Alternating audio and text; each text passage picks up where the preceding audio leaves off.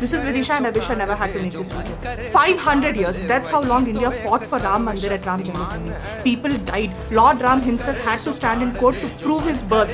So when Ram Mandir was finally built, it felt like justice for crores of families. But today, this story is bigger than just one investigation because I'm going to show you how real temple management risked their lives to protect their deity like Puri Jagannath Temple, and why a 163-year-old law still exists to loot Indian temples, and what Vatican City did after a corruption scandal broke out. Only then you'll understand why what happened to Ram Lalla hurts so much to speak about.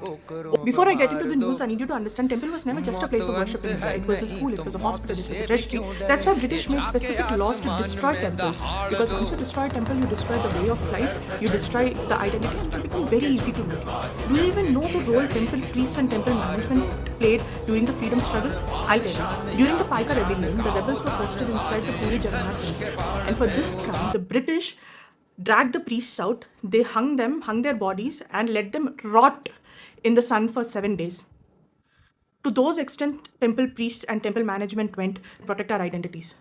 And what are temple priests and temple management doing now? They are looking at every way to loot us. See, when we place 11 rupees in the hundi, we are not just giving money, we are placing our faith there, truly believing that the Lord will solve our problems. So they didn't just steal our money out. That's what I need you to understand. They stole our faith. Let me ask the real question today, not just talk about SIT like everyone is doing. Why is a British era act still not repealed 75 years after independence? The Religious Endowment Act of 1863, why is it not repealed? Why is it still used by government after government, by minister after minister to take money from the temples?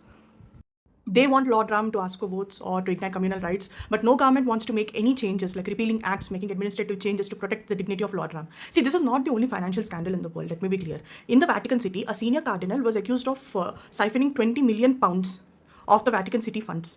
But you know what the Pope did then? He ordered an independent audit from Deloitte. Yes.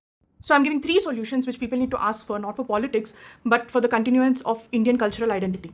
1, the temple trusts and the temple funds need independent audit. Not government, not SIT, independent audit by an independent constitutional body. 2, it's high time we repeal that act. Religious Endowments Act of 1863. It was designed specifically to loot Indian temples. It's high time we repeal it. And 3, give temples the same autonomy that mosques and churches get. Our ancestors fought for 500 years. The least we can do is make sure whatever we built is preserved inside safely. Jai Shri Ram.